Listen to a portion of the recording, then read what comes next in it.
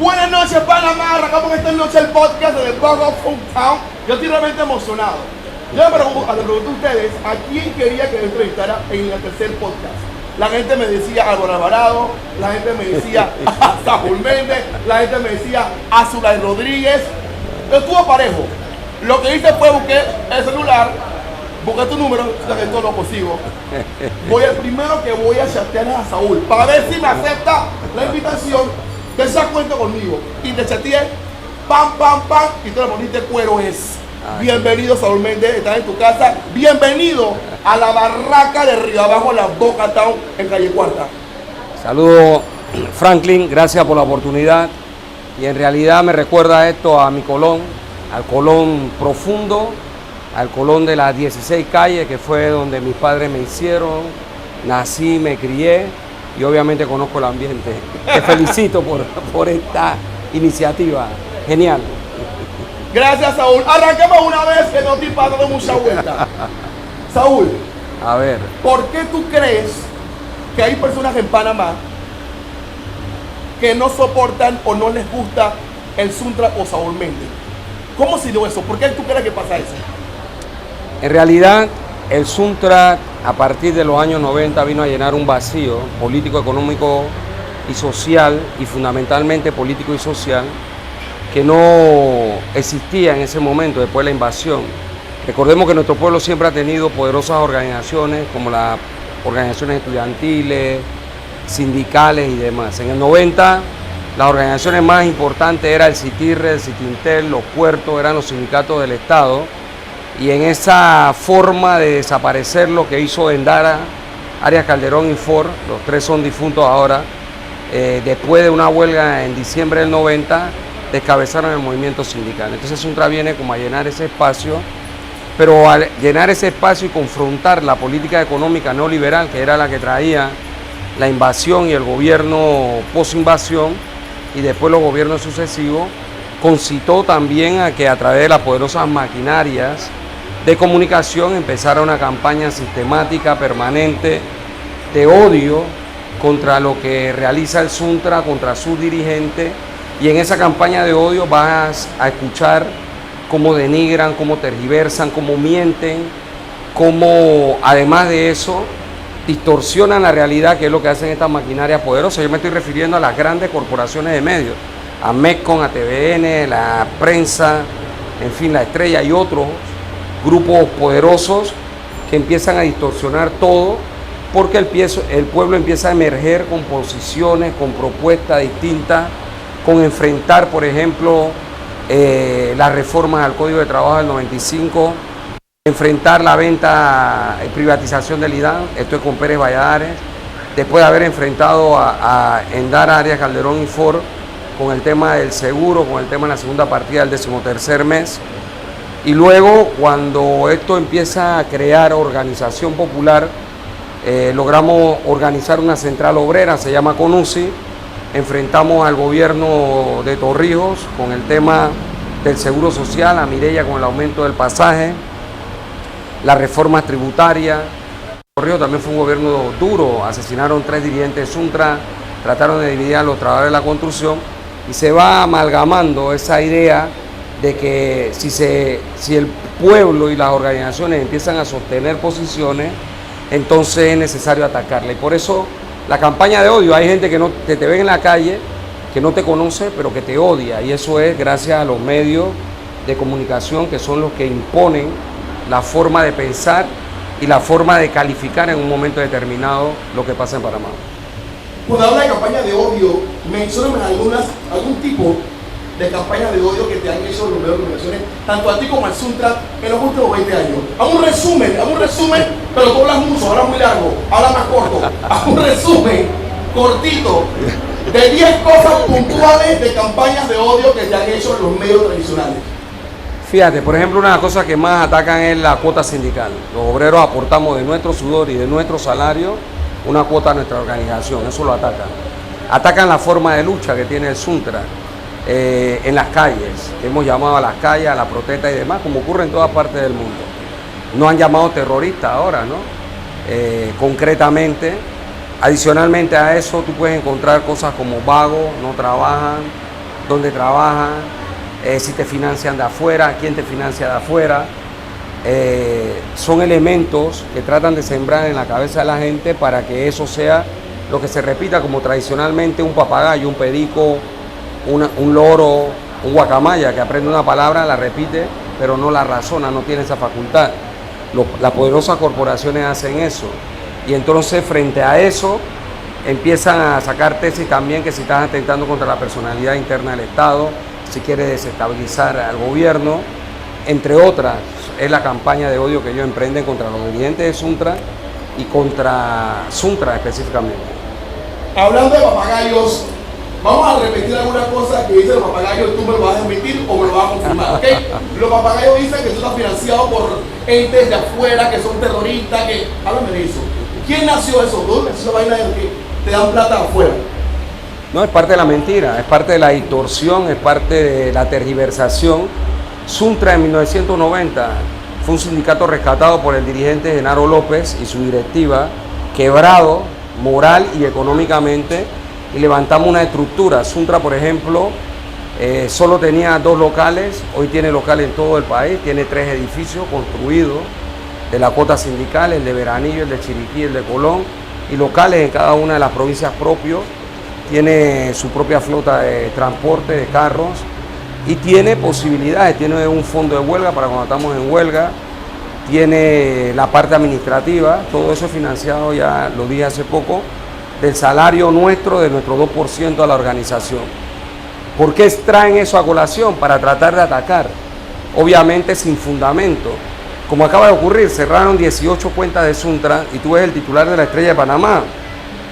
Se presume que por movimientos financieros terroristas.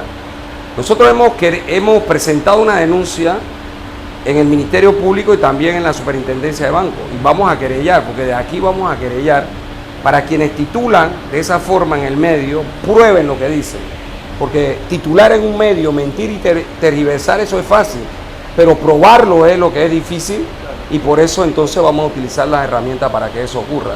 Es falso totalmente, es un traje autofinanciable, autoadministrado por trabajadores de la construcción, eso es lo que pasa. Los papagayos dicen, Saúl de qué trabaja, cómo él tiene plata, cómo desayuna, almuerza, cena, cómo paga la gasolina de su auto, cómo paga luz, agua, teléfono y celular, por qué se la pasa brincando aquí para allá, solamente se protesta, en qué momento él trabaja. Cuéntame, ¿de qué Saúl trabaja? Bueno, lo importante es que yo soy asalariado, como lo son una parte importante de la población. Por un lado, yo estoy vinculado al sindicato desde el año 90, yo estudié en el Instituto Profesional y Técnico de Colón, ahí me gradué de mecánico tornero con especialización en soldadura daba en ese momento y entré como obrero a trabajar en la construcción como soldador.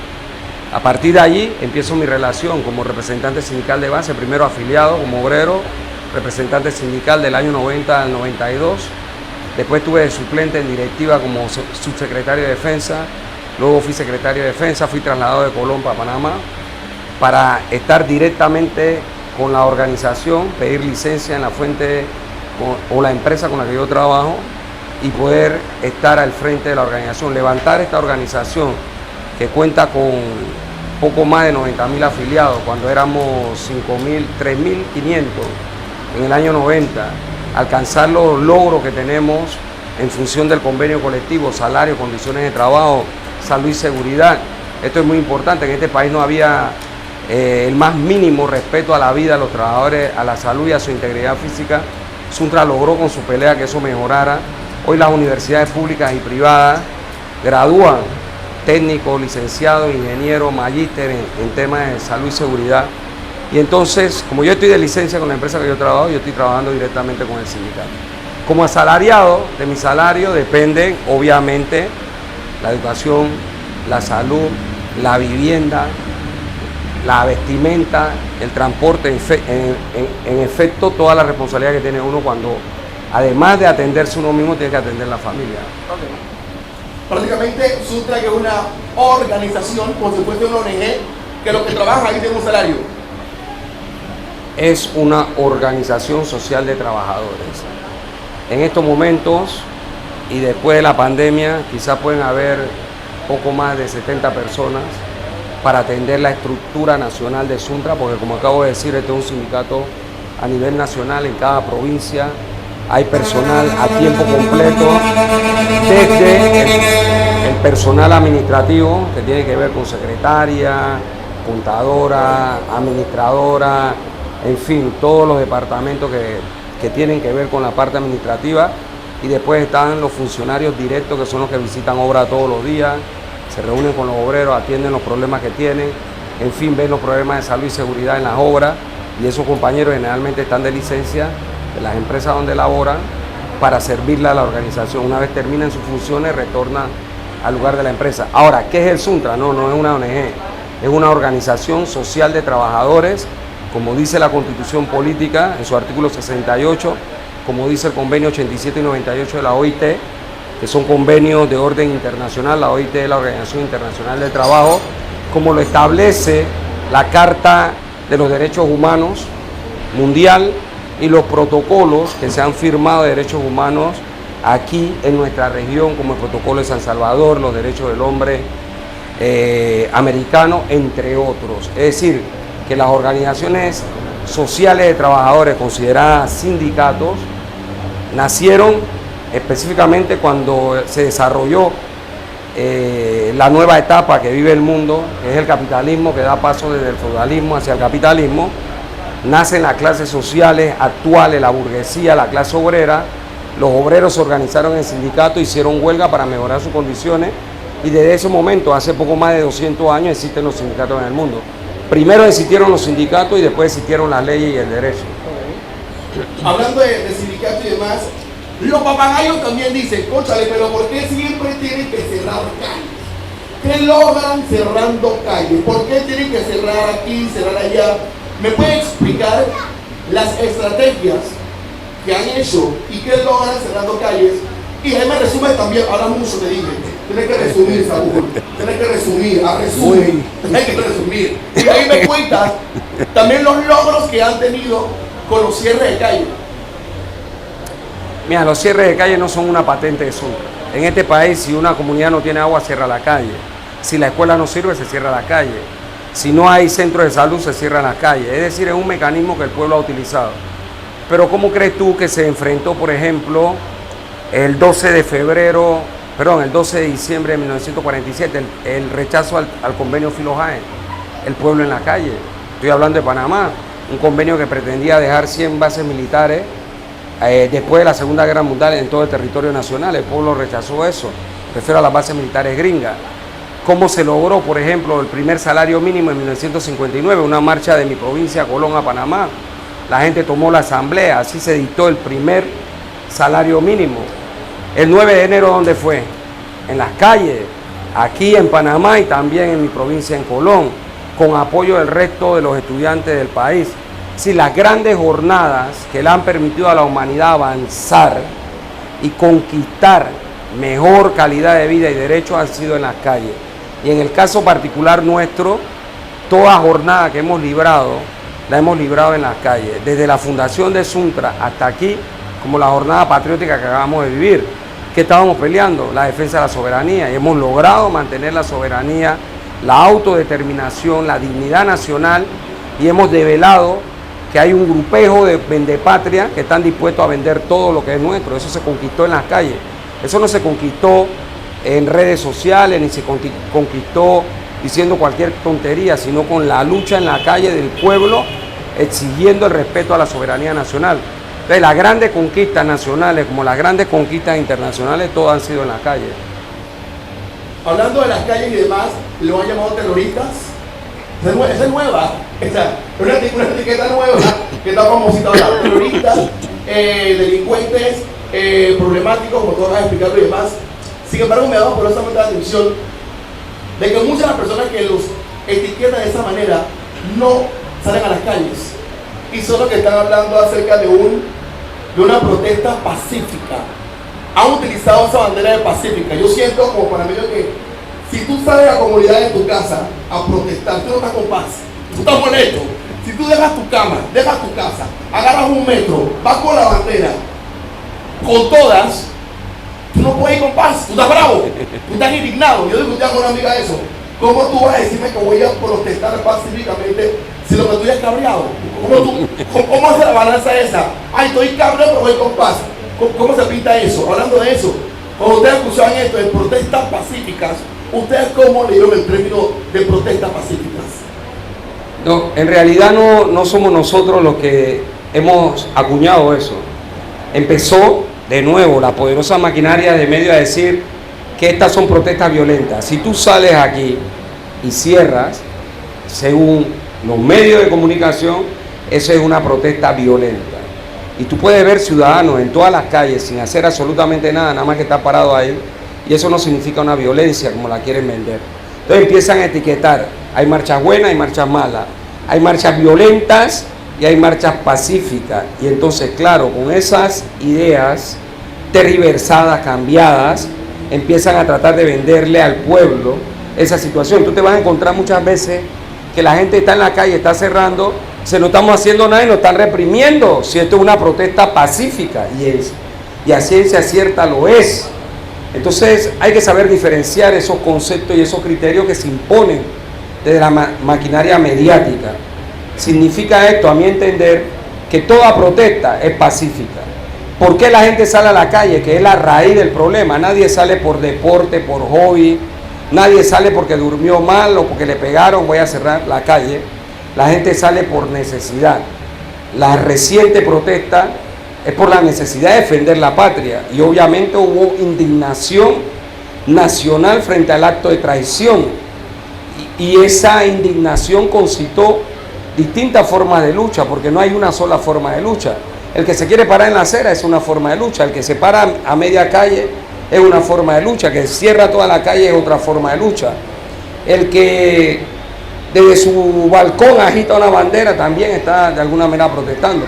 Los héroes del mar de mi provincia, Colón, de Donoso, nunca habíamos visto una protesta en el mar, se dio el caso de los pueblos originarios, en fin, todo el mundo protesta conforme cree, es la forma de hacerlo, y a mi entender no existen los calificativos eso de violenta o pacífica, y creo que tiene razón en decir que cuando la gente se indigna es que sale a protestar, por la razón que pueda estar viendo en ese momento concreto.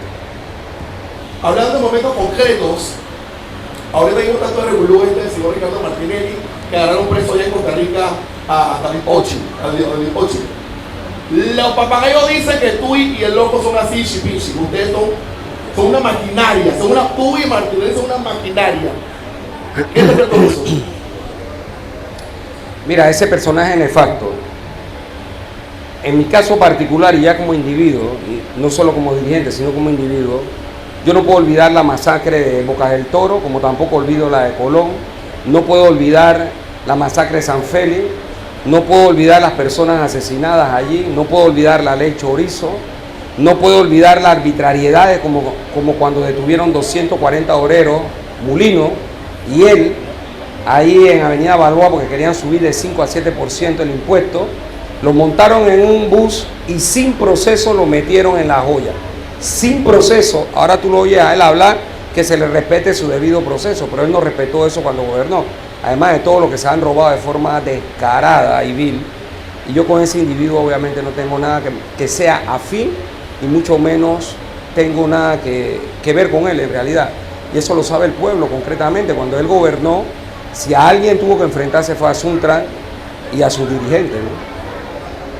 Hablando de dirigentes y demás, hay otras personas, otros grupos, me acuerdo por ahí decían, no, los chicos de las redes son un grupo, el Suntra es otro grupo, los ambientalistas otro grupo, pero yo hacía un resumen, al final del día todos son panameños y tienen el mismo objetivo.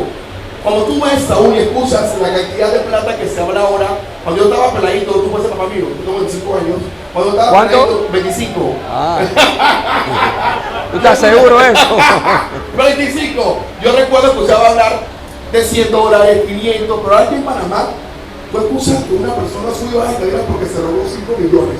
Tú escuchas que un exministro se robó 40 millones. Tú escuchas que un expresidente estuvo involucrado en comprar la vaina por 30 millones. Tú escuchas que el primo hermano del otro, una empresa privada, pellizcó 5 millones. Y estamos en un país en el cual no hay educación, la escuela se cae, oncológico se cae, los centros de salud como de abajo no tienen doctores para poder sostenerse, nomás se dan una jornada. pero escuchamos cómo se roban la plata del Estado las mismas personas de siempre, haciendo lo mismo de siempre, con el manual de siempre. Para sabermente qué tiene que hacer la ciudadanía para poder cambiar el timón y que realmente el papá Estado o gobierno vea, quite la mirada y empiece a ver por la gente que realmente lo necesita. Por esa persona del interior que tiene que cruzar un puente para ir por la escuela, por esta persona rural que hay Río Abajo, que tenemos barracas. Río Abajo tiene barracas todavía. Aún hay barracas en Río Abajo, en el centro de la ciudad, gente pobre, y aquí en Río Abajo tenemos personas que no estudian. Hay deserción escolar. Y perdemos tanta plata, o la regalamos. Se la roban, es distinto. Eso es un delito. Robarse el dinero del pueblo es un delito y debe ser castigado. Nosotros hemos propuesto que a estos delincuentes de cuello blanco hay que juzgarlo, hay que encerrarlo y hay que quitarle lo robado. Eso es definitivo, por un lado. Por otro lado, ¿cómo nosotros creemos que el país debe cambiar? En el año 2007, Frenadeso, Frente Nacional de Defensa de los Derechos Económicos y Sociales, hicimos nuestro primer congreso. En él sacamos 3 tesis fundamentales analizando la sociedad panameña. El primero de ellos tiene que ver con real democracia, es decir, nosotros no vivimos en una democracia, nosotros vivimos un simulacro de democracia en la que el poder económico controla el poder ejecutivo, legislativo y judicial. Las políticas públicas están hechas para beneficiar a un sector minoritario de la población, que es el poder económico, y hay una combinación entre ese poder económico y quienes son políticos profesionales de los partidos tradicionales para robar lo que le es común a todos nosotros y para dar la calidad de vida que le están dando a la gente. Es decir, estamos ubicados en el segundo lugar de América Latina, sexto del mundo donde hay peor distribución de riqueza. Panamá no es un país pobre, Panamá es un país rico de muchos recursos, pero la distribución de la riqueza es desigual, hay mucha inequidad. Por eso que tú dices, educación, salud, vivienda, agua potable, trabajo, salario digno, recreación, que es parte del desarrollo de la vida humana, es cada vez menor en la población panameña, y es porque las políticas públicas están dirigidas a enriquecer a uno de las cosas que es del Estado y a beneficiar a otro. Frente a esa realidad nosotros propusimos democracia real, organización del pueblo, que significa organizar los estudiantes, los obreros, los educadores, los profesionales, las mujeres, los jóvenes, los barrios, concientización, es decir, cuando empezamos a concientizarnos de la realidad, y el tercer elemento es la lucha del pueblo. Hemos propuesto una constituyente originaria autoconvocada. ¿Qué significa autoconvocada? Así como nos autoconvocamos para defender la soberanía, cambiar la regla del juego e introducir en la nueva constitución elementos como este. Yo te elijo a ti, yo te puedo revocar el mandato. El pueblo elige, el pueblo manda. El pueblo puede revocar el mandato a presidente, diputado, alcalde, representantes y concejales. Por mentirosos, prometieron algo que no cumplieron, por incapaz o por corrupto, y hacerlo en medio del mandato. No es que yo te elegí 5 años y tú te quedas ahí, no. Pero además el pueblo tiene que estar fiscalizando, el pueblo tiene que ser consultado y el pueblo tiene que imponer su voluntad, no como ocurre hoy. Las cúpulas, los grupejos, se ponen de acuerdo y nos dicen a todos los demás, esto es lo que Panamá quiere. No, es como ocurrió ahora. Panamá dijo, esto no lo queremos, no queremos minería metálica. Ustedes van a obedecer el mandato del pueblo, y eso fue lo que ocurrió. Esa es la nueva democracia en la que nosotros venimos trillando, y por eso es necesario que el pueblo se organice, se concientice y luche por cambiar las cosas que están mal en Panamá. Hablando de la corrupción de los políticos y demás, ya hemos visto y estamos viviendo, mejor dicho, lo que sucedió con los hijos del señor Martinelli, que dieron y se juramentaron en el Parlacén. Estamos viendo que Saúl Méndez se postuló para el Parlacén. Y hemos escuchado, sabemos que muchos se escudan del Parlacén para no cumplir la condena, no ser denunciado y tener esa maldita, sorry por la palabra, inmunidad que tiene. ¿Por qué Saúl Méndez quiere entrar al Parlacén a sabiendas de que para el ciudadano a pie no es bien visto porque ha sido mal utilizado en nuestro país? Mira, tu pregunta es importante. ¿Tú te acuerdas quién dijo que el Parlacén era una cueva de ladrones? ¿Tú te acuerdas? Es loco, es loco, es loco. Y apenas terminó, ¿para dónde corrió? Para el Parlacén. El Parlacén no le ha robado a nadie en Panamá, ¿o sí? Que tú conozcas. No. Quienes han robado en Panamá salen corriendo al Parlacén. ¿Sabe por qué? Porque hay algo que se llama fuero penal electoral. Que este que está aquí, en propuesta hecha al país, no ahora, sino en campaña, cuando fui candidato a presidente y antes de mí, Genaro, propusimos eliminar del código electoral panameño el fuero penal electoral. ¿Para qué? Para que los delincuentes de cuello blanco que roban y que están en partidos políticos o que son diputados o a cargo de elección popular o son dignatarios de los partidos políticos no se amparen detrás del fuero penal electoral para no responderle a la justicia, que es lo que está pasando. El Parlacén no da fuero penal electoral.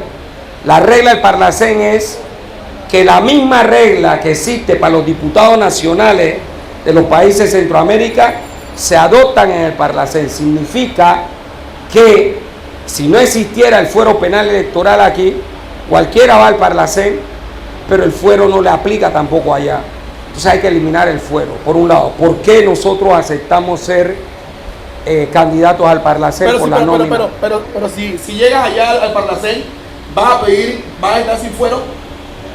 El fuero hay que eliminarlo en Panamá, Franklin. Está en el código electoral panameño. ¿O tú puedes renunciar? Sí, en teoría se puede renunciar, en teoría, pero legalmente existe, hay que eliminarlo en la ley. Claro. Eso es lo que tiene que ocurrir. Yo no voy al Parlacén porque a mí me tenga ningún juicio aquí por corrupción ni nada parecido. Eso no fue lo que me motivó a mí al Parlacén. Pero deberías renunciar. Eso no existe. ¿Por qué? Técnicamente no, yo puedo decir que renuncio, pero existe la ley. Y si quiero utilizarlo, hago lo que hizo Martinelli. Digo que no, que ahí está la cueva del heredero, pero cuando voy, lo alego. Hay que eliminarlo. Es decir, que todos estos diputados, los independientes, que han denunciado al foro electoral, ellos pueden apelar a él en un momento determinado. Hay que eliminarlo de la ley para que quede eliminado de verdad. Ese es un enunciado. Eso es lo que hay. Yo puedo decirte aquí, sí, yo voy a renunciar, pero mañana hago lo que hizo el otro. Salgo corriendo para allá. ¿Por qué salgo corriendo para allá? Porque lo tengo, y como lo tengo, lo utilizo para los procesos penales. Hay que eliminarlo en el código electoral y queda saldada la situación. Ahora, ¿por qué acepté ser candidato en el Parlacén? Que es parte de tu pregunta. Maribel Gordón es nuestra candidata. Hay espacios que pueden ser ubicados en el Parlacén por esa candidatura. Por mí nadie va a votar como candidato al Parlacén. Según las reglas electorales panameñas, quienes van al Parlacén son escogidos por los votos que saquen los candidatos a la presidencia. Maribel me pidió ser candidato a mí, a otros dirigentes, y dijimos que sí. ¿Por qué? Porque nosotros sí creemos en la integración regional y latinoamericana. Es el sueño de Bolívar, del libertador. Es decir, la integración de América Latina, de la patria grande. No es igual negociar un pequeño país o una pequeña región como lo es Centroamérica, un tratado de libre comercio, por ejemplo, con la Unión Europea, que negociar América Latina y el Caribe. No es igual la derrota infringida en Argentina al TLC que los gringos querían imponerle a toda América Latina, que no lograron hacerlo, porque América Latina se unió para que eso fracasara. Entonces, ¿requerimos integración? Sí. ¿Requerimos presentarnos al mundo como región? Sí. Y es parte de lo que han hecho Europa, Asia, el propio imperio, que crean sus bloques para negociar. Entonces nosotros creemos en la integración, pero vista desde el punto de vista de respetar al ser humano, vista de respetar la asimetría que hay entre los países, comercio justo entre los países, y no ese contrato como el de First Quantum, donde vienen transnacionales a saquearnos, a robarnos, a dejarnos el daño y llevárselo nuestro. Hablaste de Bolívar y vi así rápido a Venezuela. Cuando a la gente habla de Sutra, escucha Sutra, de una vez conecta con Venezuela. Dice, no, pero Saúl, ¿para qué va con el señor de Venezuela, con el presidente ese? ¿A ti te gustaría que Panamá quedase como Venezuela actualmente? Fíjate, ningún país es igual a otro. Cada país tiene su idiosincrasia, tiene su cultura, tiene su forma, tiene sus decisiones. Y justamente Panamá no puede ser como Venezuela no puede ser como Panamá, o Panamá no puede ser como Europa, porque Europa no puede ser como Panamá, ni Panamá puede ser como Norteamérica, ni Norteamérica como Panamá. Nosotros tenemos nuestra propia realidad, nuestra propia cultura, nuestra propia costumbre. Sobre la base de ello, sobre la base de nuestra realidad, las transformaciones de las que tú estás planteando es necesaria hacer en el país, debemos hacerlas los panameños. Prueba de ello, sigo apelando a lo que hicimos los panameños ahora para enfrentar a los vendepatria y enfrentar a First Quantum. Aquí no vino nadie de afuera a poner orden, aquí fue el pueblo el que puso orden. Y lo que te desarrollé las tesis de democracia, organización, concientización y constituyente originaria es de los panameños. Tú sabes quiénes sí traen aquí modelos de afuera. Lo trae el PRD, el Arnulfismo, el Cambio Democrático, el Molirena, el Partido Popular, país y todo ello, que impusieron en este país el modelo económico neoliberal dictado en Washington, en el Consenso de Washington, y lo impusieron en Panamá. Eso sí traen modelos extranjeros para imponerlo a los panameños. Por eso es necesario que Panamá construya su propia realidad y que se integre entonces al conjunto de las naciones de nuestra América en la diversidad, porque no podemos pretender que haya una sola forma de ver el mundo y obviamente la integración permite que esas distintas formas de ver el mundo pacten condiciones mínimas para enfrentar los retos del mundo. Y te lo pregunto porque tú estás clarito que cada vez que hablas de Sulta le dicen Venezuela, Nicaragua, él se cree en Hitler, en Rusia. Siempre te mezclan con ellos y el panameño de otra manera por el tema que acaba de explicar hace un momento de la manipulación y narrativa de los medios de comunicaciones. La gente lo repite como un papagayo. El Sutra quiere que Panamá sea como Venezuela, acaba explicando que cada país es diferente, es distinto. Claro. Quiero que me expliques qué es izquierda. Veo en Twitter mucho debate. ¿Qué es izquierda? ¿Qué es comunismo? ¿Qué es socialismo? Pero Saúl, tienes que resumir en corto. Me explicas qué es izquierda, qué es comunismo y qué es socialismo. Porque yo quiero que la gente lo entienda. Para más, afortunadamente, en la escuela muy poco nos hablan de eso. Aquí la gente no sabe capitalismo ni qué han hecho lo que han hecho. Aquí la gente repite como papagayo sin comprender y entender los tipos de ideología. ¿Me explicas, por favor? Complejo explicar este elemento que me planteas en tan corto tiempo. La izquierda nace cuando se transita del modelo de producción del feudalismo al capitalismo.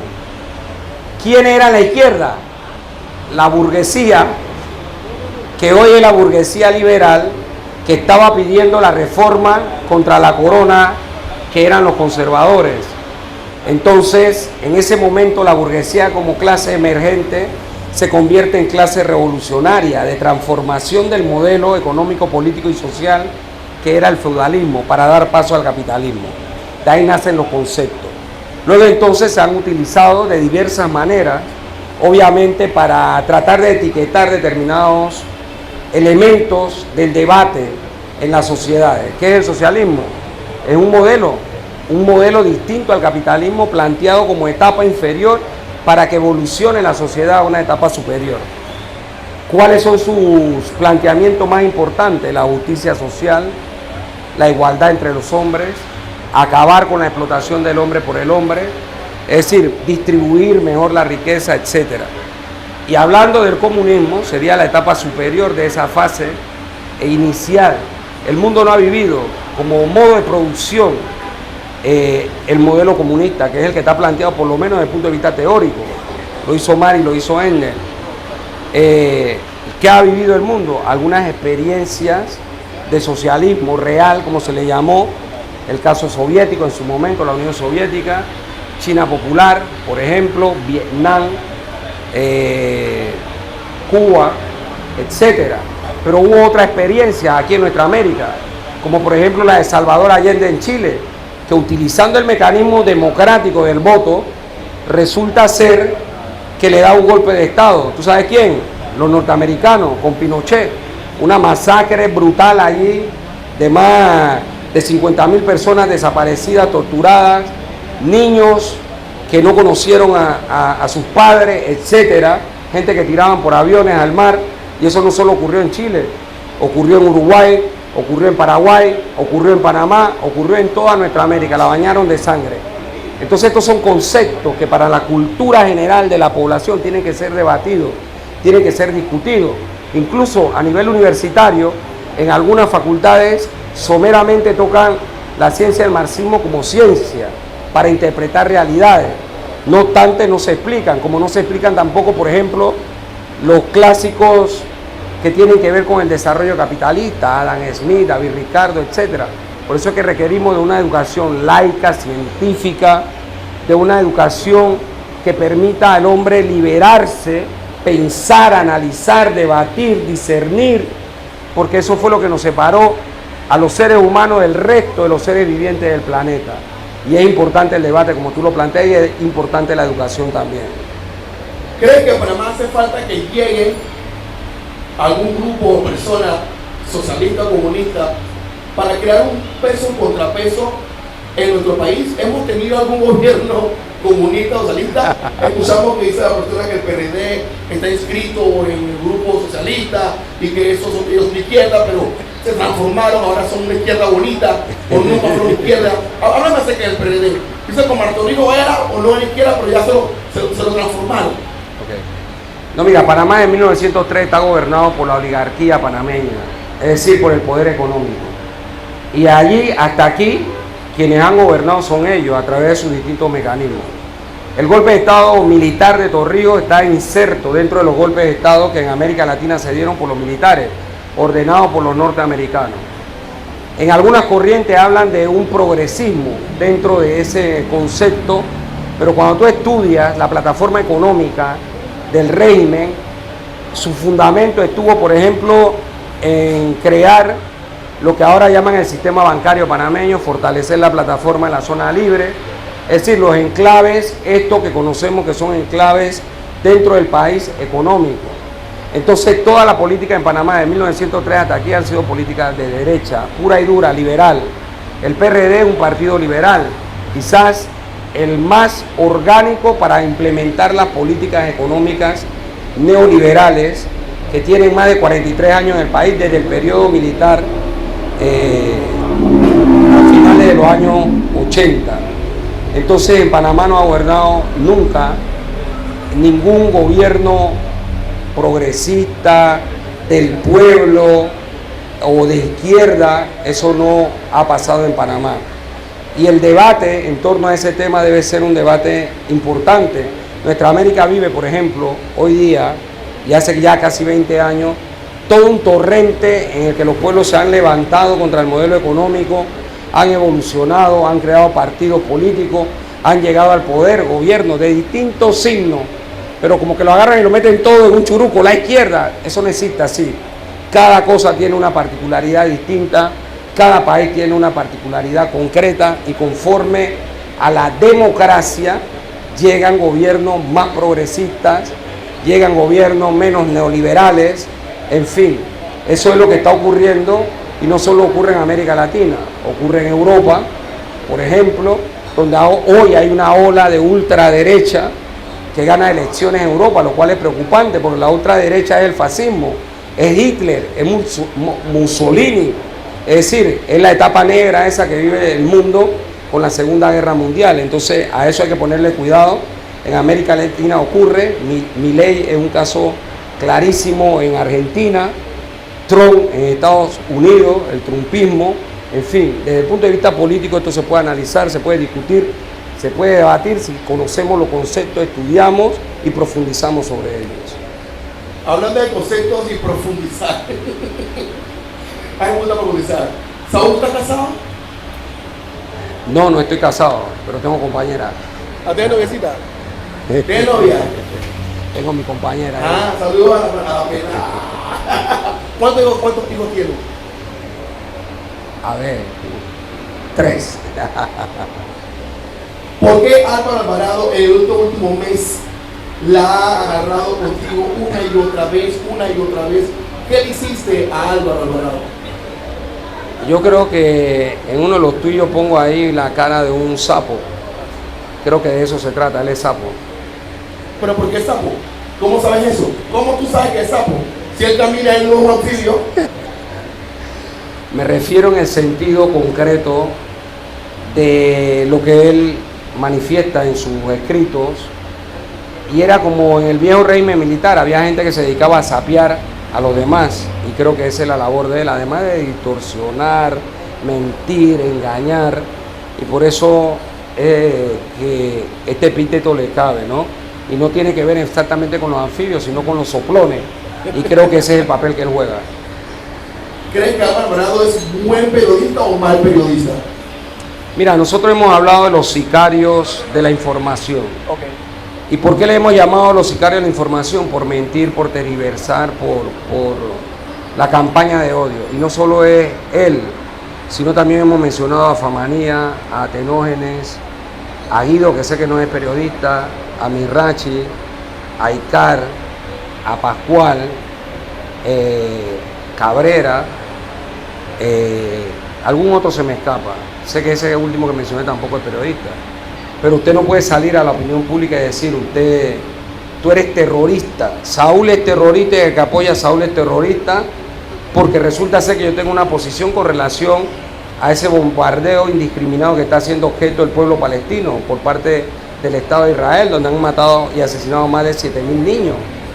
Y porque yo levanto mi voz diciendo mi criterio, entonces yo por eso no puedo ser catalogado de terrorista.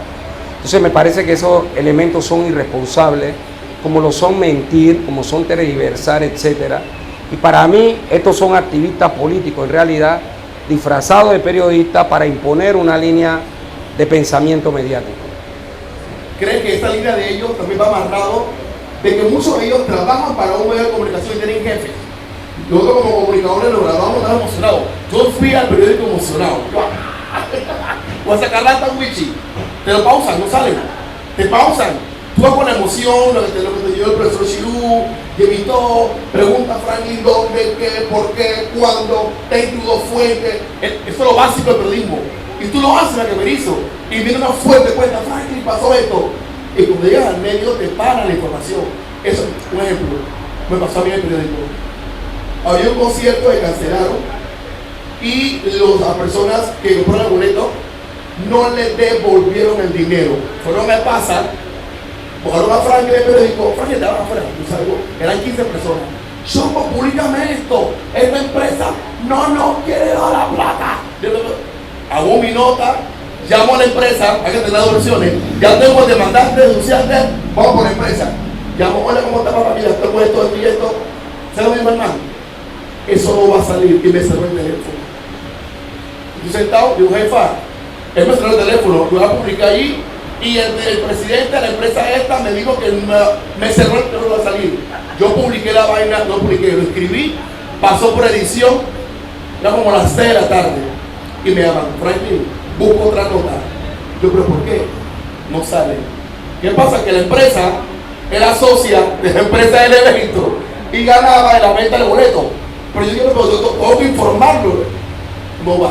Y ahí te das cuenta como uno, como comunicador, va a estar perdiendo la esperanza, ¿sabes? Uno se automatiza.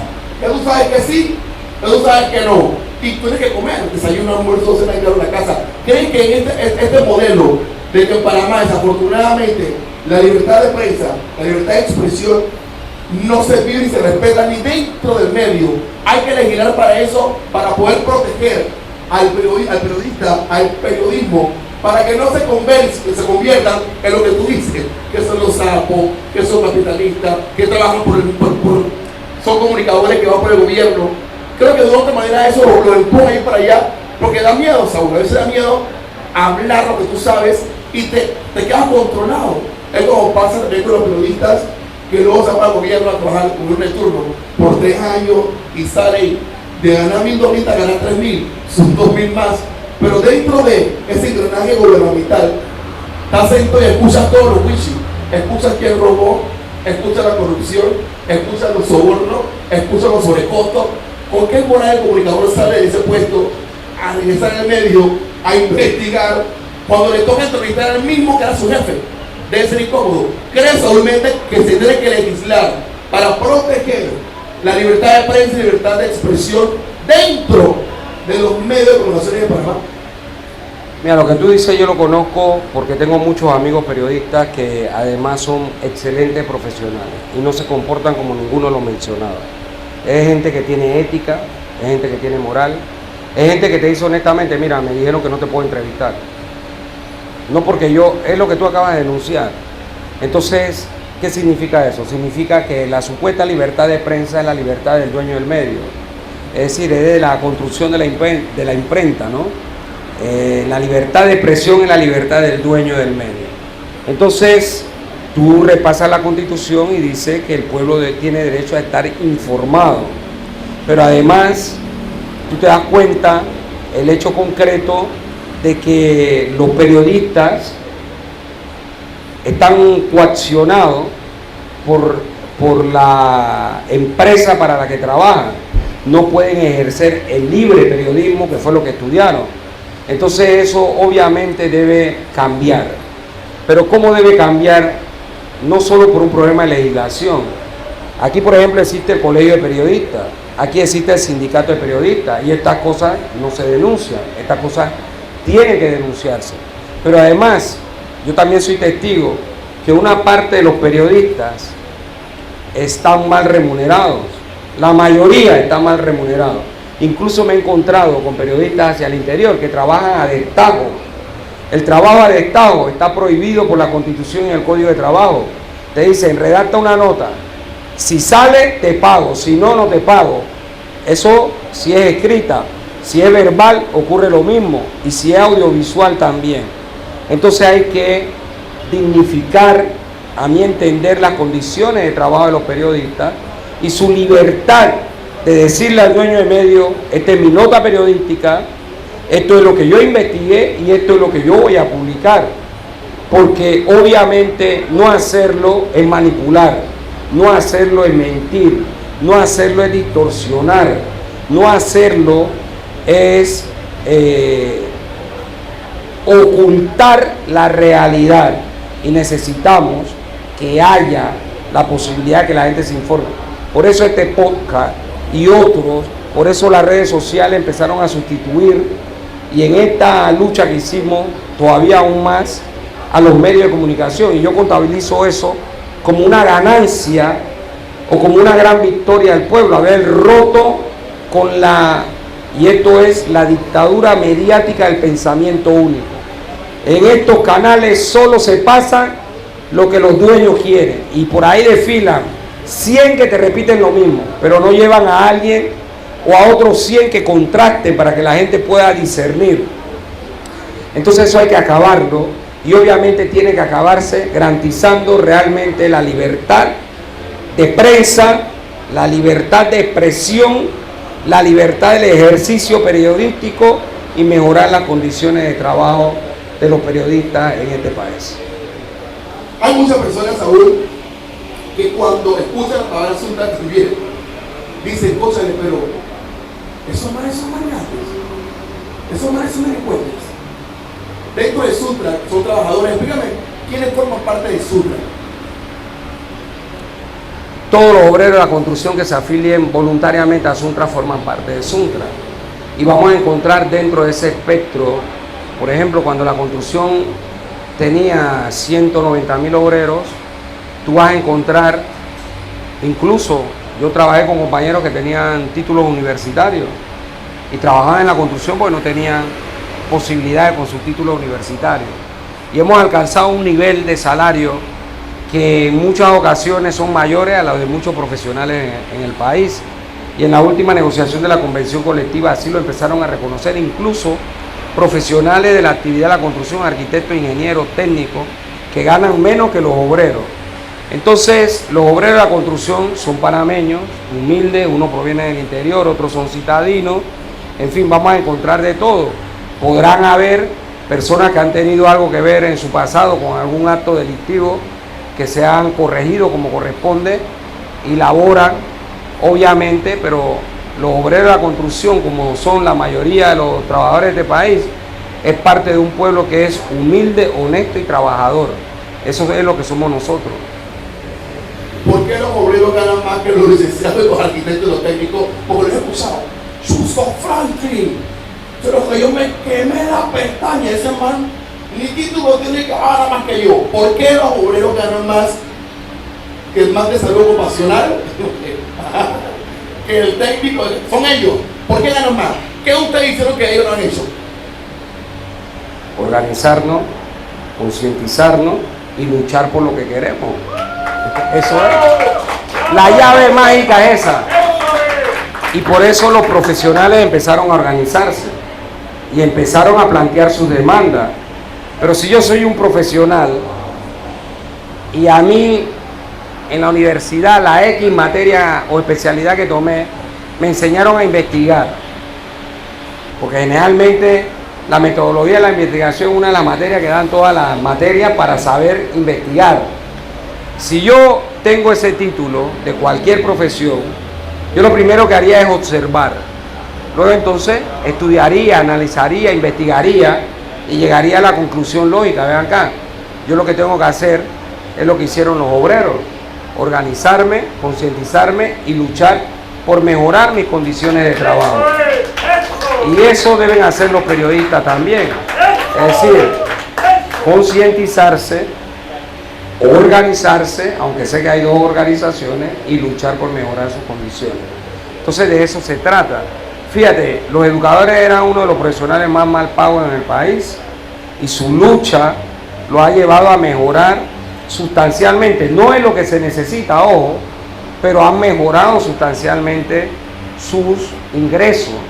Entonces, toda parte de nuestro pueblo ha entendido claramente que estar organizado es la llave para mejorar las condiciones de vida, las condiciones de trabajo, las condiciones materiales. Es necesario y esa es la clave. Saúl, ¿cree que actualmente el ministro de Ambiente tiene que ser destituido y que otros ministros tienen que salir de su puesto por todo lo que hemos vivido con el tema del mal contrato de Tricuarto en Panamá? Porque es como difícil entender y comprender que el mismo ministro de Ambiente, que era como el resultado público de la empresa, ahora le toca a él trabajar para limpiarlo. No tiene pie ni cabeza, ¿sabes? Mira, esto es más allá del ministro. En el Código Penal panameño y en la Constitución Política, tú buscas el artículo 290 de la Constitución Política y buscas el artículo 3, último párrafo, espero no equivocarme en los artículos que he mencionado. El 3 dice: el territorio nacional no puede enajenarse, venderse ni cederse a ningún Estado. Y el 290 dice que ningún Estado puede desarrollar actividad económica en Panamá a través de empresas, instituciones autónomas, semiautónomas, que son propiedad de otro Estado. En el caso de First Quantum, cuando se aprobó el primer contrato en el 97, que fue declarado inconstitucional, que aprobó la Asamblea, que aprobó el gabinete Pérez Valladares, todos ellos tienen que ser juzgados. Incluso los magistrados de la Corte que no hicieron cumplir el fallo del 17. En esta administración, el actual presidente, el actual vicepresidente y todos los ministros de Estado fueron los proponentes. Se llama Consejo de Gabinete. Ellos acordaron el proyecto de ley que entró a la Asamblea. Ellos son responsables, al igual que lo son los 45 diputados que votaron a favor del proyecto, como los 17 que no fueron, lo son por omisión. ¿Qué dice el Código Penal? El Código Penal dice que cuando un funcionario público comete el delito de lesa patria, que significa de vende patria, el castigo debe ser de 20 a 30 años de cárcel. Pero la figura en el Código Penal también establece el hecho de que hay actores intelectuales que se conocen como instigadores desde el punto de vista penal. ¿Quiénes son esos? Los que aupan el delito, los que dicen comete este delito. Y hubo mucho de eso en los medios de comunicación, en los gremios patronales, CONEP, Cámara de Comercio, Cámara Minera, Cámara la PEDE, que fueron a los medios a decir, no, esto hay que aprobarlo, esto hay que aprobarlo. Bueno, todas esas personas que cometen ese delito de lesa patria deben ser investigados y deben ser sancionados. ¿Y tú sabes cuál es la prueba del delito? Las declaraciones públicas, pero el fallo de la Corte último y el fallo anterior. Porque la obligación de todo funcionario público es cumplir la ley y hacerla cumplir. No pueden hacer más nada que no sea eso. Y es la ley y la Constitución. Cuando un fallo te dice que se han violado 25 artículos de la Constitución, que se han violado acuerdos internacionales suscritos por el Estado, que son parte del bloque de la constitucionalidad, es decir, que tienen rango constitucional, se cometió un delito y ese delito debe ser perseguido. Ahora preguntémonos si el señor que está en el Ministerio Público, el señor Caraballo, con la noticia Crimini que ha salido en los medios de comunicación y con el fallo, si ya abrió expediente e investigación a todo lo mencionado por el delito de lesa patria. Estoy casi seguro que no. Hay que preguntarle. Y si no pasa nada, ¿qué tiene que hacer el ciudadano para que no se haga? Mira, en el caso de los diputados no puede investigarlo el procurador. A ellos hay que llevarlo a la Corte. A los de la Corte hay que llevárselo a los diputados. Al presidente y vicepresidente hay que llevárselo a los diputados. ¿Quién puede investigar el Ministerio Público? Puede investigar a todos los ministros, puede investigar a los particulares que instigaron que se cometiera el delito, puede investigar a los abogados a los cuales le pagaron entre 6 y 9 millones de dólares por el contrato basura ese de la ley 406, ¿sí?, que violó la Constitución. Entonces, todo eso puede ser investigado por el Procurador General de la Nación. Pero el caso de los diputados, siendo diputados, tienen que ser investigados por la Corte. Como vamos a una elección en mayo, es posible que gran parte de ellos no salgan electos. Entonces la Corte tendría que declinar esos casos a la Procuraduría General de la Nación para que sean investigados normalmente. Como es el caso, por ejemplo, del que renunció, Alfaro Boy. Él puede ser investigado por la Procuraduría también, ya no siendo ministro y siéndolo también. Entonces, a mi juicio, hay que abrirle proceso a todo el que cometió el crimen de lesa patria y ser castigado.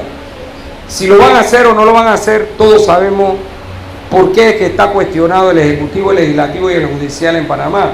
Está cuestionado precisamente porque los delincuentes cuello blanco gozan de plena impunidad y gozan de que no pasa nada en el país. Por eso es necesario cambiar en la raíz.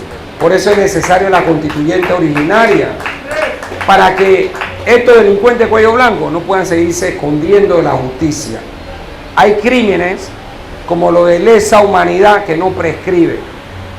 Tendremos que ver y analizar el de lesa patria, si prescribe o no prescribe, y creo que no debe prescribir, y eso debe garantizarlo una nueva constitución, que el crimen de lesa patria, que es de vende patria, no prescriba para que la justicia pueda corretear a cualquiera que ose vender la nación panameña.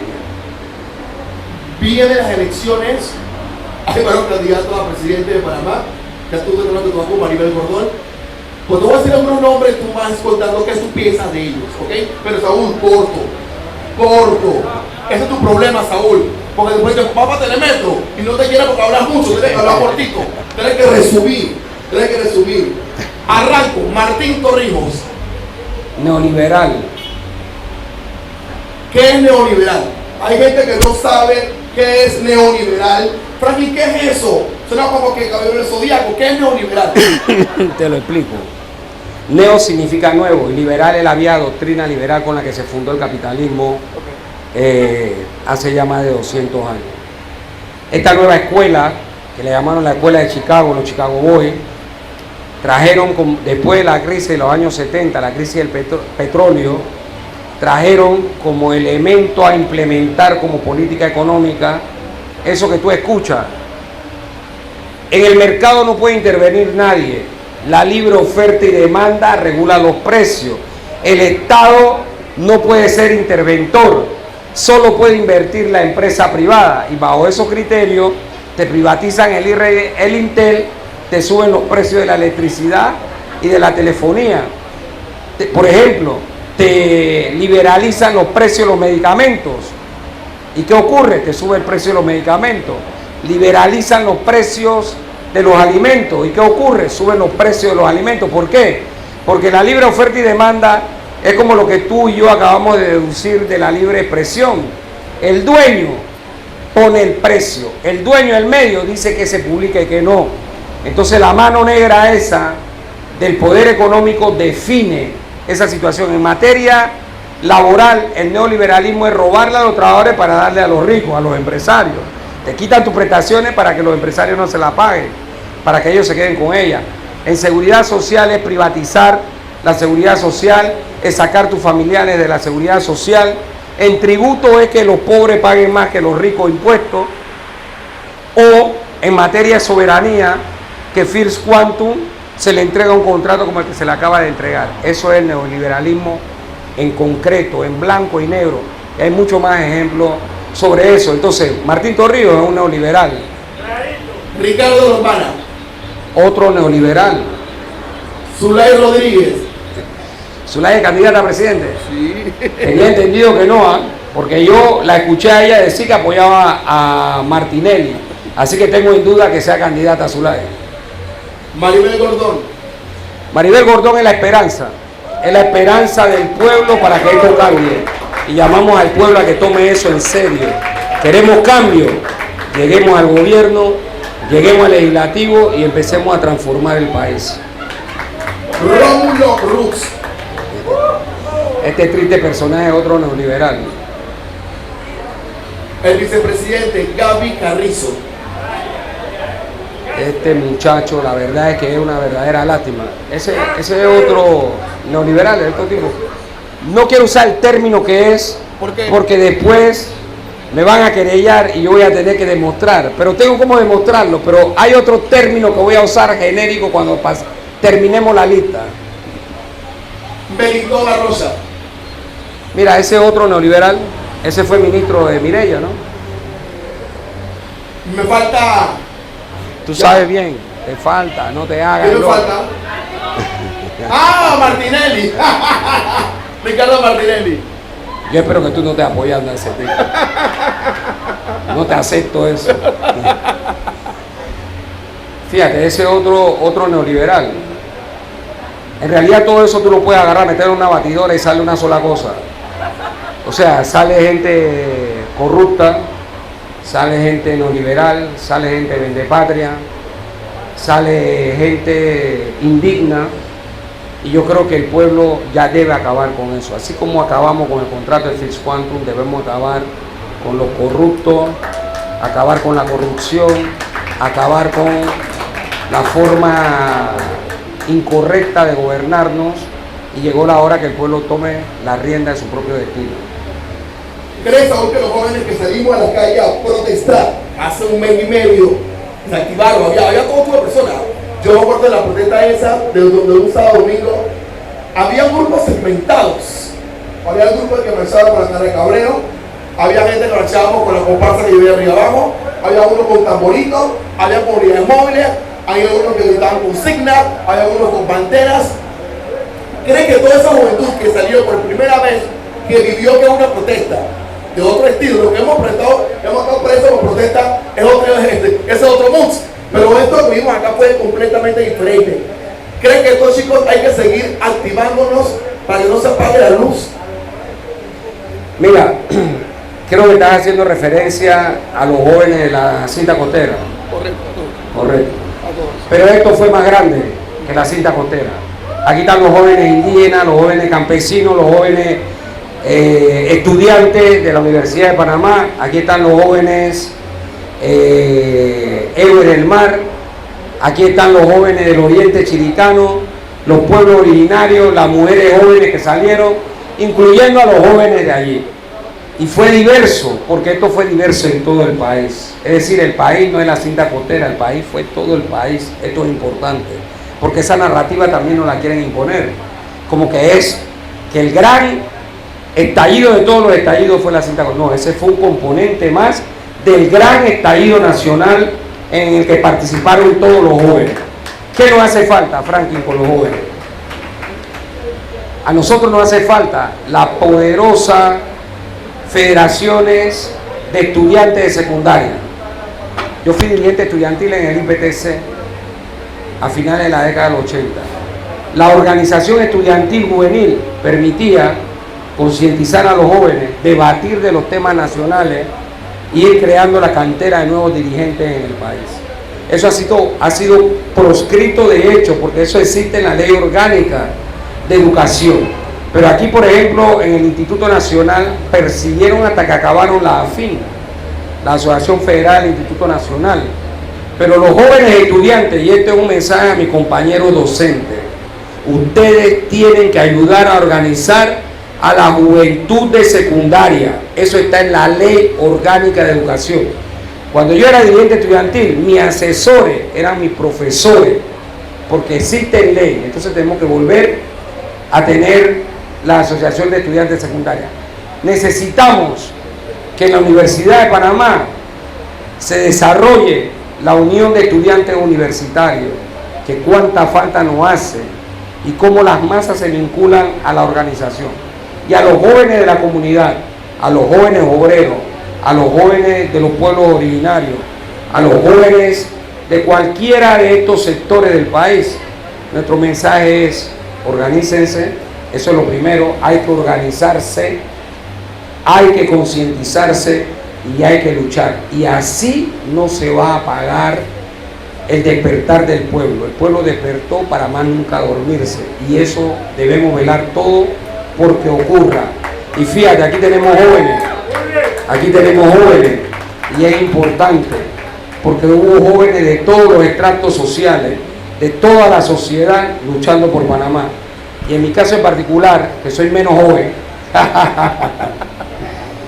más de la mitad de mi vida está empeñada en la lucha social del pueblo, desde que era estudiante de secundaria hasta aquí. Y si hay un modelo que quizás la gente puede ver, vi que corría un video ahora en medio de esta jornada, lo sacan siempre los 5 de agosto de cada año, pero en medio de la jornada volvieron a soltar un video del año 95, donde un joven de 26 años, dirigente obrero en ese momento también, enfrentaba las reformas al Código de Trabajo. Era yo. Y eso dice que cuando la juventud está organizada puede perseverar y puede seguir aportando a lo largo de la historia de cada uno como ser humano y de estar organizada. Así que eso es lo que nos hace falta: organizarnos, concientizarnos y seguir luchando por un mejor país para todos. Muy bien. ¿Qué más? Te escuché decir a los colegas, ¿era educador? Yo digo mis compañeros patriotas, pero sí estoy terminando una especialización en docencia superior y espero, y lo hice y lo anuncié hace unos años atrás, porque lo hago en realidad como una aspiración a nivel universitario para generar ese nivel de debate, de conciencia, además de la rigurosidad científica de la especialidad. Así que espero pronto estar ingresado en un aula de clase para poder, junto a los estudiantes, construir conocimiento, no solo el conocimiento específico, sino el conocimiento universal, y eso es una de mis aspiraciones. En tus años como sindicalista, ¿has sentido miedo o tu vida ha corrido peligro? Tú has despertado a mucha gente, y aquí lo has dicho, de poder. La gente que tiene billetes en Panamá y los que están afuera también para trabajar y para manejarlos. Y como hago de comunicaciones. Tú, Saúl Méndez, ¿has vivido una experiencia terrorífica de que tu vida pone riesgo en manifestaciones? Varias veces.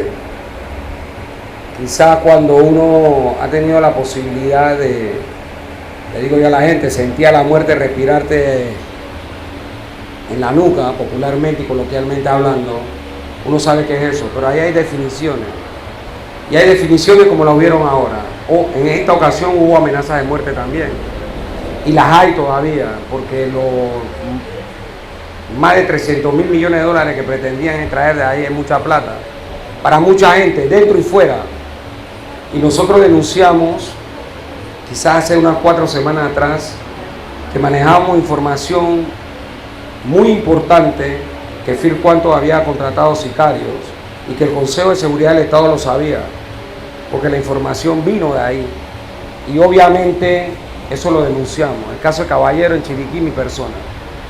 Pero cuando discutimos con los compañeros, llegamos a una consigna y la hemos sostenido con la firmeza que el país conoce. Y es lo que tenga que pasar, va a pasar.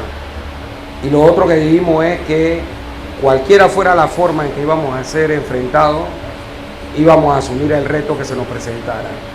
Y eso significa en cualquier terreno que se presente un problema, nosotros lo íbamos a asumir y lo hacemos con humildad. Porque no, lo otro es escondernos debajo de la mesa o escondernos para no dar la cara, y eso no va a pasar, por lo menos conmigo no va a pasar. Así que eso no es la primera vez. Te conté que en el gobierno de Torrijos asesinaron a 3 dirigentes de Suntra, habían amenazas de muerte conmigo también. Yo he estado preso varias veces por detenciones ordenadas, en el caso de Mireya, con el Toro hubo una intención también, el caso de Martín. El caso de Martinelli. Martinelli agarró a los dirigentes de Frenadeso en el Hotel Soloy. Estaban en una reunión, los mandó a encerrar y se los llevó para la Policía Nacional sin proceso. Es decir, este no es un problema nuevo y la decisión nuestra es que lo vamos a asumir como venga. Y de eso el pueblo sabe que va a pasar lo que tenga que pasar, pero no nos van a amedrentar. No aceptamos ese tipo de situación, aunque nuestra vida corra peligro. Hay una fotografía donde tú apareces estrechándole la mano al equipo de alguien de Fircuanto, creo, como una reunión que estaba en ese momento el ministro, el diputado, en la parte de atrás parado. ¿Qué pasó ese día? ¿Qué Saúl hacía sentado allí? La foto me gustó mucho, como que mira qué habla Saúl, el hombre de patria, siempre acá con esa gente, él firmó un acuerdo con ellos. Explícanos y cuéntanos esa foto de qué trata y qué tú hacías allí. En el 2015, en el 2016 y en el 2018, nosotros entramos a Fircuanto, no se estaba extrayendo, se estaba construyendo. Porque como es obvio, para poder extraer había que construir la infraestructura que se construyó ahí. Nosotros somos el sindicato de la construcción. Nuestros afiliados estaban allí y sus derechos estaban siendo violentados por la empresa en concubinato con el Ministerio de Trabajo. La empresa trajo a Panamá una cantidad indeterminada de asiáticos como tráfico humano. Los tenían hospedados en un barco en la costa de Colón y los sacaban todos los días en la mañana, cantidad de miles de ellos al proyecto. Todo eso nosotros lo denunciamos en ese momento, y la huelga que hicimos en Fircuanto, esas 3 ocasiones, obviamente estábamos reclamando se respetaran los derechos de los trabajadores que estaban siendo violados ahí. Y eso fue público y fue notorio en cada momento que se hizo. Porque cuando Suntra pelea, se caracteriza por informar al país, se caracteriza por hacer conciencia en el resto de la gente qué es lo que estamos peleando, para que la gente tenga idea. Fíjate, uno de los métodos que tenemos nosotros es, por ejemplo, distribuir volantes. Nosotros hemos distribuido más de 500.000 de volantes en esta jornada patriótica de lucha. Tú sabes que para hacer una volante, tú tienes que diagramarla, tienes que obviamente redactarla, tienes que ir a una imprenta para tirarla. Eso lo pagamos nosotros de nuestra cuota y se la regalamos a la población, no la cobramos, porque lo que esperamos es que la gente lo lea para que vea qué es lo que está ocurriendo.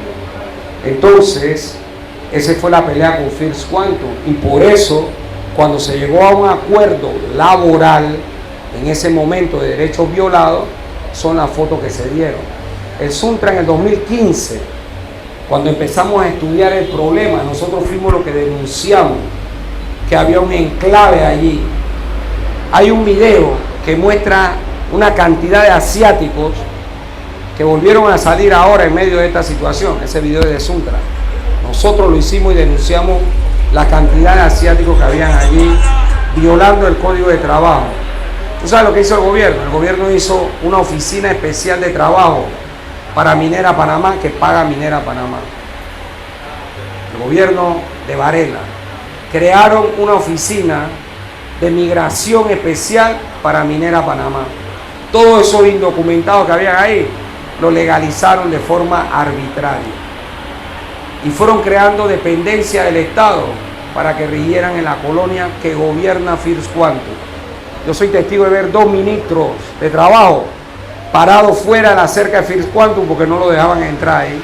Y nosotros entramos y fuimos lo que hicimos, obligamos a los ministros que entraran porque no querían entrar porque la empresa no lo dejaban entrar.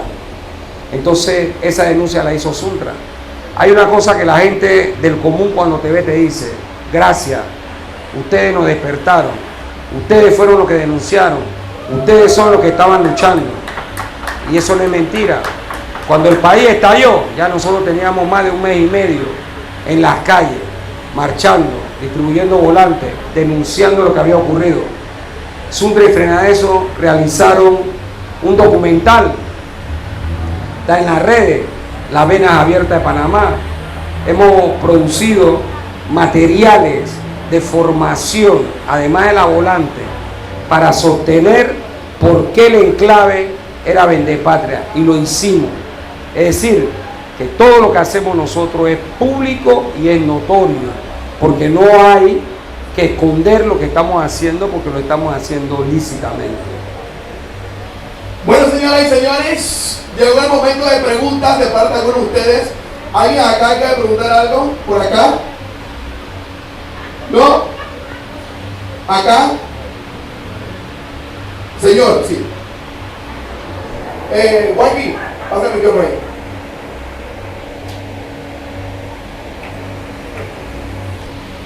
Sí, agua.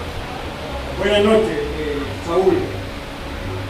He conocido que la caja de ahorro ha secuestrado o ha limitado el fondo del sindicato. Pero esto no es nuevo, porque las cuotas sindicales que ustedes manejan como sindicatos permiten a ustedes sufragar todos los gastos que como sindicato tienen. Pero estas cuotas sindicales surgen en la historia mucho antes que existieran los sindicatos. Surgen por el 1800, cuando los marinos de Inglaterra necesitaban tener fondos para sufragar los naufragios, los marinos que morían, y a la familia, a los hijos, darles una ayuda. Surgieron los fondos mutuos, la mutualidad. Y entonces allí es donde se empiezan a generar, de primera vez que los movimientos organizados necesitan una cuota para solucionar el gasto. Posteriormente, de esos ayudas o socorros mutuos surgen las mancomunales. Todas las mancomunales hacia el 1800 hasta el 1900 son los obreros organizados, panaderos, panificadores, etcétera, que con esos fondos de porcentaje mínimo logran reunir lo suficiente para tener los obreros, imprenta, generar escuelas donde administraban las comunidades, las mancomunales obreras, las propias escuelas, tenían profesores y maestras que eran pagadas por los mancomunales y llegaron a tener, por ejemplo, en el caso chileno, que yo soy chileno, las mancomunales tenían más dinero, 3 veces más dinero que los incipientes bancos que había. ¿Qué pasó? Que entonces ese poder, que era realmente poder económico para poder los sectores obreros hacer su lucha, Entonces, lo primero que hicieron los gobiernos de la época, hasta 1900 y pico, es estatizar esos fondos, dárselos a la mancomunidad para poder controlar. Eso es similar a lo que le está ocurriendo a usted ahora. Juanqui. A mí. Saúl, si no hubieras sido obrero, abogado, y ahora tu nueva aspiración de ser docente, ¿qué te hubiera gustado ser cuando eras niño?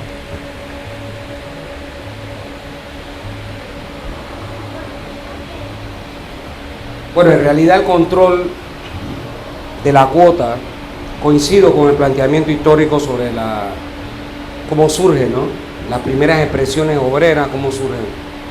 Y además coincido con cómo han sido intervenidos los sindicatos en determinados momentos históricos. Lo que está ocurriendo en Panamá es un acto arbitrario, ilegal, inconstitucional, delincuencial. No hay forma que lo que se hizo se hiciera, pero lo hicieron. Es decir, cerraron 18 cuentas y lo que ellos pretenden convertir a Suntra en un paria. Ellos no se han quedado con los fondos, ellos te dicen, aquí está tu cheque, pero ningún otro banco te recibe el cheque.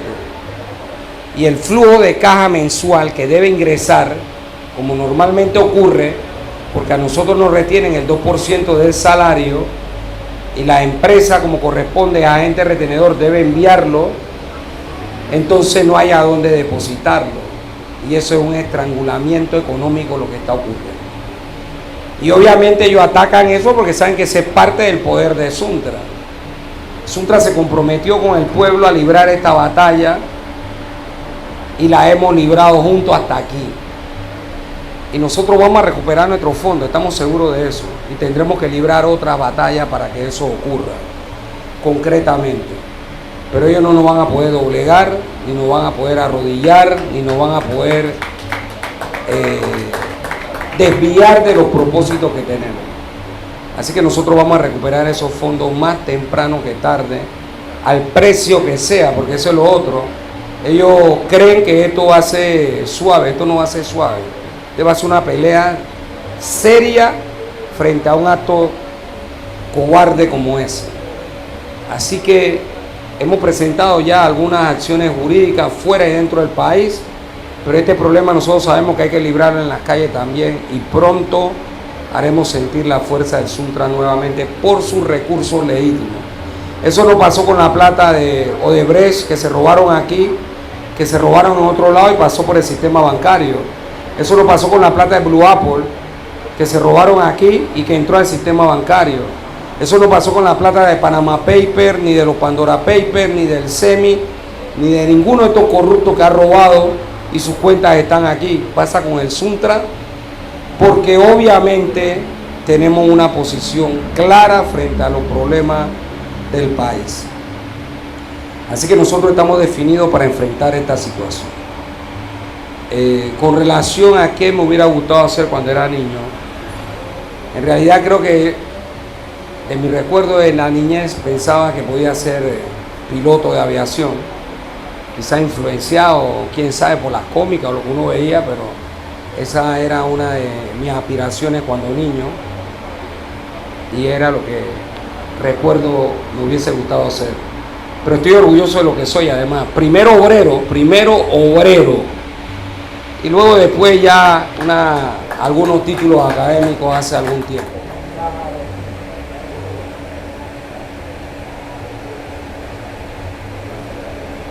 Hola, buenas noches.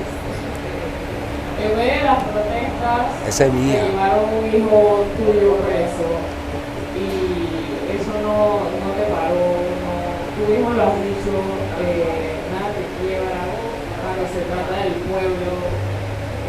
Coméntanos un poco qué es lo que te mueve, aparte de ese amor al pueblo, qué es lo que te mueve en la lucha social y finalmente algunas conclusiones de la coyuntura que pasamos con tiempo.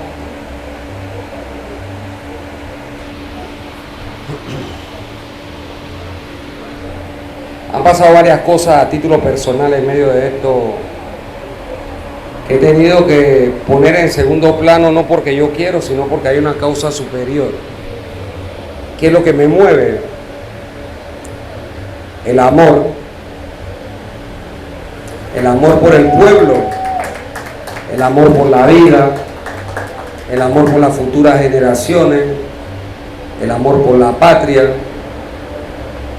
Creo que eso es lo que más firmeza me da, a pesar del problema personal que puede estar ocurriendo en el momento. Lo que ocurrió con el caso de que es abogado en Chiriquí, como es obvio, los abogados están viendo a quienes detienen para poder asistirlo, y en una refriega asistieron a un grupo de compañeros, lo montó al carro y lo sacó, y una de las personas que iban allí habían recogido del piso, como quedó demostrado, unas municiones que la policía había dejado en una comunidad, y al final pues no puede haber delito donde no hay, y no podía yo detenerme en ese momento a ver el caso particular, aunque se atendió desde el punto de vista orgánico de la organización. Se enviaron compañeros abogados de aquí para allá para atender el tema, se resolvió. En medio de esto también, y esto quizás con un poco de vergüenza, pero también mi vieja tuvo un quebranto de salud allí, tuvo un medio accidente, y tuve que coordinar con mi hermana para que atendiera eso, porque eran los momentos más críticos de la crisis. Y entonces, bueno, ya finalmente fui a ver a la vieja, estaba mejor, pero bueno, es parte de las cosas que pasan en un momento determinado cuando uno está librando esto. Y con relación a que el balance, yo creo que el pueblo tía ha logrado 5 grandes conquistas. La primera de ellas, se despertó en el corazón la vena patriótica del país, y eso es bueno. Eso garantiza la patria ahora y siempre. Esa es una de mis mayores felicidades en torno a este tema. Otro gran triunfo del pueblo es haber roto con los medios tradicionales de dominación ideológica. Me refiero con los medios estos que mienten. El pueblo rompió con eso, ha roto con eso, y obviamente eso es bueno. Porque a pesar de toda esa maquinaria de mentira, de odio y de engaño, el pueblo estuvo lúcido en la dirección que correspondía desarrollar.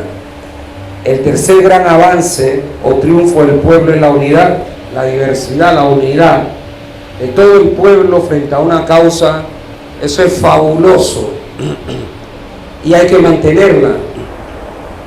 Luego entonces está el despertar del pueblo. Yo creo que esa es la cuarta gran conquista. El pueblo despertó y no debe dormirse más. Y finalmente, la quinta gran conquista es que el pueblo sabe que no solo es Fircuanti. El pueblo sabe que son los corruptos, los ladrones, los que están haciendo mal gobierno, los empresarios que roban de la cosa pública, y que hay que poner orden. Y en esa mezcla de esas 5 grandes conquistas está el futuro de un mejor país, de mayor democracia, democracia real, de un mayor porvenir y de mejor vida digna para todos. Y creo que esos son los 5 grandes aportes del pueblo. Bueno, ya se cayó la ley 406, obviamente, por el mecanismo de la inconstitucionalidad que impusieron también, que hicieron sufrir más de 25 días más, porque la idea era, Franklin, agotar al pueblo. La inconstitucionalidad era el mecanismo de agotamiento del pueblo, pero como el pueblo se mantuvo firme, como estuvo en las calles, como enfrentó el problema, entonces se cayó y tuvieron que declarar inconstitucional el contrato. Tú te puedes imaginar hoy, si ese contrato no hubiese sido declarado inconstitucional, ¿qué estaría pasando en Panamá? Yo estoy casi seguro que estaríamos al borde de una situación mucho más grave y más seria, porque el país no lo pueden vender, lo vende patria y además burlarse de la mayoría del pueblo. Vamos a la rapidita, terminamos con momento, Saúl. Hay varias preguntas que me hicieron La por ley. rapidita. Son las rapiditas. Tienes que respirar rapidita y tienes que hablar rápido. Dice por acá Carmen, pregúntale si él le tiraba piropos a las chicas desde los andamios. La gente siempre tira piropos. Dice Dalia, ay por favor Franklin, dale un abrazo de mi parte. Yo creo ciegamente en él. Qué bueno que lo vas a entrevistar. Acá dice Luis Jurado, pregúntale que por qué solo podemos afiliar a trabajadores a una aseguradora técnica de seguro, cuando hay miles en el mercado que ofrecen el mismo y hasta mejor producto. No, creo que la persona está hablando del seguro colectivo de vida, que el sindicato pacta con los empresarios en el convenio colectivo. En realidad ese colectivo de vida se saca a licitación y hay empresas que lo ganan y no es técnica de seguro. En este caso, FEPA es la que tiene las dos pólizas de seguro que tenemos en este momento. Dice por acá Emilio, Tony Solís de Ocu, ¿cuántos años más vas a seguir siendo directivo?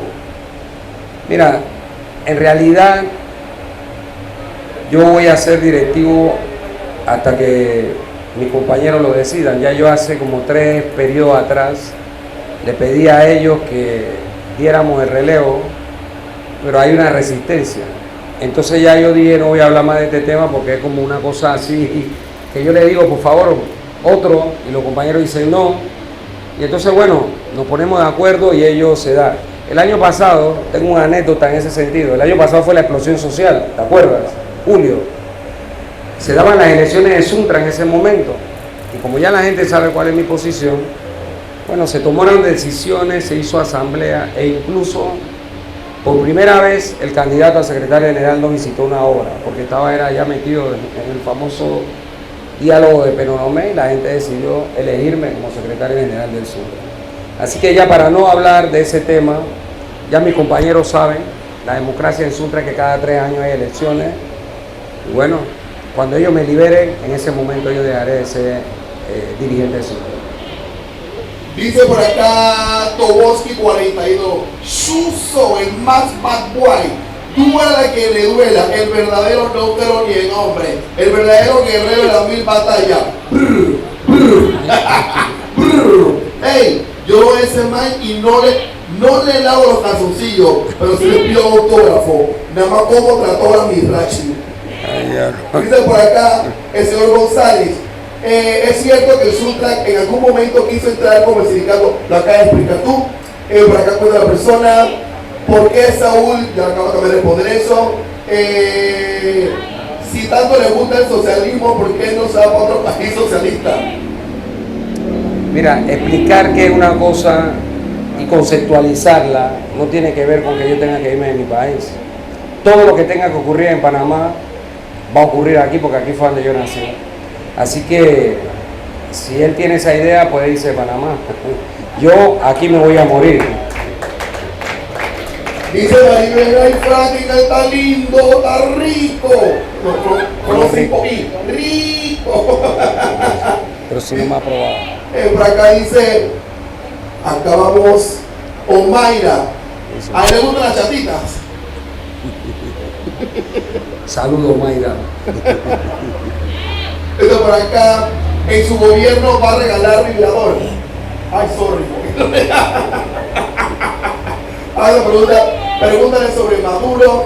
A él no le gusta hablar sobre ese tema. ¿Qué tema, Maduro? No sé, tú me preguntaste hace poco de eso, así que no hay más nada que hablar. Es más, el pueblo venezolano, un saludo al pueblo venezolano y a toda nuestra América Latina y el Caribe. Esto es integración, esto es la patria grande y desde Panamá mi respeto a todos los pueblos de América Latina y del Caribe. Si Maribel ganase, ¿en qué puesto, qué ministerio querías estar tú? Fíjate que primero yo no estoy pidiendo ningún ministerio, eso no es la condición para apoyar a Maribel. Lo que nosotros realmente soñamos es cambiar el país, hacer un país decente, que la gente viva dignamente, que la gente viva bien. Y creo que esa sería mi mayor satisfacción a título personal. ver que en efecto eso pueda ocurrir. Así que no estamos aquí por ningún puesto ni por ningún cargo. Si está de acuerdo con la libertad de prensa, ¿por qué denunciaste a Infórmate TV? Y no solo a él, tengo una fila de querellas penales que voy a presentar contra una gama de individuos que se dedicaron a difamarme, que se dedicaron en su campaña de odio a tergiversar. Ya te dije, me llamaron terrorista. Entonces yo no es que estoy en contra de la libertad, es más, de prensa.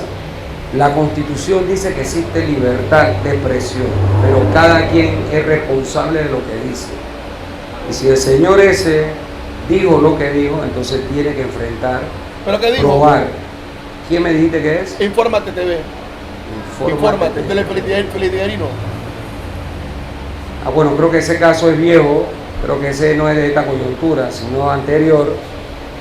Y si mal no recuerdo, en un reportaje, y no quiero equivocarme, él lo que hizo fue tomar una supuesta residencia y empezar a decir como que me la había regalado Varela o yo la había adquirido en el gobierno de Varela, etcétera.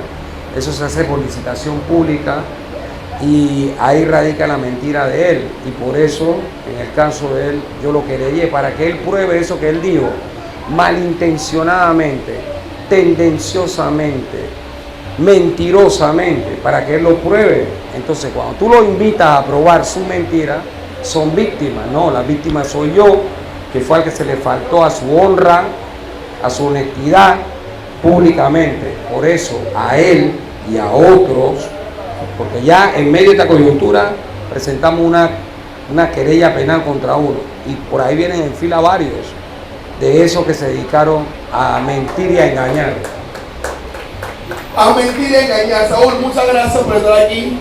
Casi 1 hora y media. Tú sí hablas, no sé cómo callar, habla bastante. Pregunta. Ay, yo iba a cerrar, ya te voy a abrir. Vamos a abrir otra vez, espérate. Una vez la pregunta, va para allá.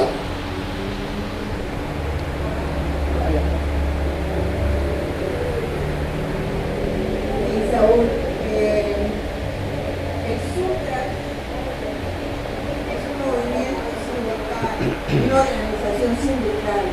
Los sindicatos... ¿El agua a mí? No me pusieron agua. Perdón. Los sindicatos luchan por las reivindicaciones del gremio que representan. Sin embargo, históricamente, el SUTRA ha luchado por las desigualdades, las injusticias de todo el pueblo panameño. Yo tengo registrado todo el paso de lucha por nosotros, que no somos sindicalizados en el SUTRA. Ojalá fuera yo sindicalizada en el SUTRA.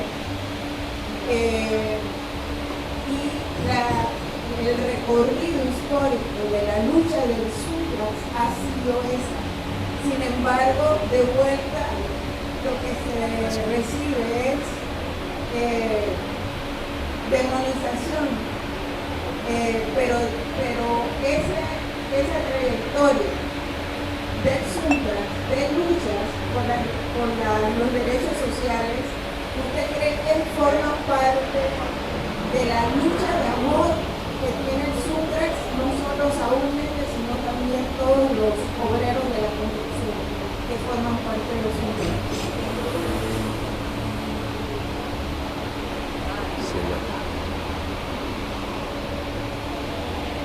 Sí, Saúl Méndez no es el protagonista de esto, en realidad es el SUTRA.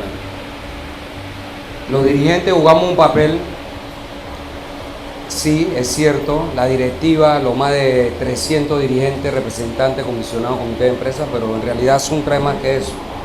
SUTRA es la masa obrera. ¿Qué hemos hecho? Concientizar a nuestros compañeros frente a todos los problemas del país, y hemos salido a pelear por los problemas que agobian a toda la población. Y en verdad, a veces pareciéramos que aramos en el desierto. No obstante, lo que acaba de ocurrir muestra que no aramos en el desierto. Y hemos estado llenando un vacío, que era lo que decía, que existía en el país desde el punto de vista social. Luego ese vacío lo sustituyó con UCI en el movimiento obrero, Frenadeso en el movimiento social, el Frente Amplio por la Democracia en las veces que hemos participado, porque vamos desarrollando y organizando, y eso es importante. La Alianza Pueblo Unido por la Vida viene a llenar parte de ese vacío, y todo esto permite entonces ir articulando al pueblo, que después de Suntra el pueblo es el gran sujeto histórico de la transformación real, y uno solo puede estar motivado para dar esas peleas y esas batallas, como ya lo dije, por amor, porque no puede haber un sentimiento más noble en el ser humano que no sea el amor. La solidaridad entre los seres humanos es fundamental, y aprovecho dentro de la solidaridad para agradecerle al movimiento sindical y social de los 5 continentes del mundo que enviaron a Panamá su solidaridad con Suntra y el pueblo panameño. Esto es importante decirlo y reconocerlo. Al igual que el pueblo panameño que estaba en cada una de las capitales, en Canadá, en Estados Unidos, en Europa, en Sudamérica, donde salieron a defender a la patria. Entonces, eso solo lo mueve el sentimiento del amor. No hay otra forma de explicar eso. Aunque aquí los salvajes le llaman terrorismo, le llaman vandalismo, estos salvajes irracionales y su mentira no son la verdad, y por eso es que lo hemos derrotado junto al pueblo. Viva el pueblo y viva el amor por el pueblo y por la patria. Ay, Saúl, habla bastante, ¿ves? De esta manera, Pastor Saúl, gracias por tu tiempo. Gracias. Te traes un obsequio, no ay, podemos. me traes un obsequio, voy a Claro. llorar y todo. Voy a llorar. Y me puse rímel hoy, concha. Gracias. Una gorra de Suntra de 50 aniversario De los 50 aniversarios, está bonita. y un paraguas de Y el Suntra. paraguas, Y un paraguas de Suntra. y el paraguita, mira, y para el Sí. sol. Es que ya estoy muy negro, Saúl. Es para el sol. Y para el agua. Es para el agua. No, a mí me gusta el agua, yo me pongo al aguacero. Vale, Voy a bueno. cámara negro. Vale. ¿Qué estás gritando? Ven y póngamela tú, pues. Ven, pues. Ven. ¿Cuál es el miedo? Me van a coronar. Ay, pero para atrás. No, ábremela más, Chomo, ábremela más. Oh, Sí, soy cabezón. ¿También te cuenta? Tengo un chontón. ¿Por eso tú comes sao? claro, como una Un sao para Saúl, chef. Un sao. ¿Quieres pezuña o quieres centro? pezuña. Pezuña. Vale, dos pezuñas. Señores, gracias por estar aquí. Gracias por seguirnos. Recuerden, si les gusta, compartir, darle like y suscribirse. Hasta el próximo podcast.